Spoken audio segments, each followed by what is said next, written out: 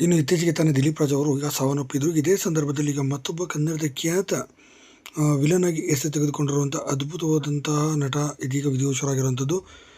ಇನ್ನು ಮೂಲದ ಮಲಯಾಳಂನಿಂದ ಬಂದಂಥ ಈ ನಟ ಕನ್ನಡದಲ್ಲಿ ಸಾಕಷ್ಟು ಸಿನಿಮಾಗಳಲ್ಲಿ ಕೂಡ ಇವರು ವಿಲನ್ ಆಗಿ ಕಾಣಿಸಿಕೊಂಡಿದ್ದರು. ಅದರ ಪ್ರಮುಖವಾಗಿ ಯಜಮಾನ, ಮೃತ್ಯುಂಜಯ, ಚಿತ್ರ, ಹುಚ್ಚ ಸಿನಿಮಾಗಳಲ್ಲೂ ಕೂಡ ಇವರು ಅಭಿನಯಿಸಿದ್ರು. ಒಳ್ಳೊಳ್ಳೆ ವಿಲನ್ ಆಗಿ ಕೂಡ ಅವರು ಅಭಿನಯಿಸಿದ್ರು. ಮತ್ತು ನಾಗದೇವತೆ, ಗ್ರಾಮದೇವತೆ ಅತಿ ಹೆಚ್ಚಾಗಿ ದೊಡ್ಡ ಮಟ್ಟಿಗೆ ಅವ್ರಿಗೆ ಹೆಸರು ಕೂಡ ತಂದು ಕೊಟ್ಟಿತ್ತು ಅಂತಲೇ ಕೂಡ ಹೇಳ್ಬೋದು. ಇನ್ನು ಹಾಗಾದ್ರೆ ಯಾರಪ್ಪ ಅವ್ರು ನೋಡ್ತಾ ಬಂದರೆ ಇವರು ಕಾಜನ್ ಖಾನ್ ಅವ್ರನ್ನ ನೀವು ನಟಿ ಪ್ರೇಮ ಅವರು ಅಭಿನಯಿಸಿರುವಂಥ ಅಮ್ಮ ನಾಗಮ್ಮ, ಗ್ರಾಮದೇವತೆ, ದುರ್ಗಾಶಕ್ತಿ, ಹೀಗೆ ಒಳ್ಳೊಳ್ಳೆ ಸಿನಿಮಾಗಳಲ್ಲಿ ಕೂಡ ನೋಡಿರ್ತೀರಿ. ಮತ್ತು ಯಜಮಾನ ಸಿನಿಮಾದಲ್ಲೂ ಕೂಡ ವಿಷ್ಣುವರ್ಧನ್ ಅವರ ವಿಲನ್ ಆಗಿ ಕೂಡ ಇವರು ಕಾಜನ್ ಖಾನ್ ಅವರು ಕಾಣಿಸಿಕೊಂಡಿದ್ದರು. ಸದ್ಯ 51ನೇ ವಯಸ್ಸಿನಲ್ಲೇ ಇದೀಗ ಕೊನೆಯ ಸೆಳೆದಿದ್ದಾರೆ. ತೀವ್ರವಾದ ಹೃದಯಘಾತವಾಗಿ ಮರಳಿ ಇದ್ದಂಥ ಸಂದರ್ಭದಲ್ಲಿ ಕೊನೆಯ ಸೆಳೆದಿರುವಂಥದ್ದು. ಸದ್ಯ ಇವರು ಈಗ ಮಹಾರಾಷ್ಟ್ರದಲ್ಲಿ ಕೊನೆಯ ಸೆಳೆದಿದ್ದಾರೆ ಎಂಬ ಮಾಹಿತಿ ಬರ್ತಾರಂಥದ್ದು.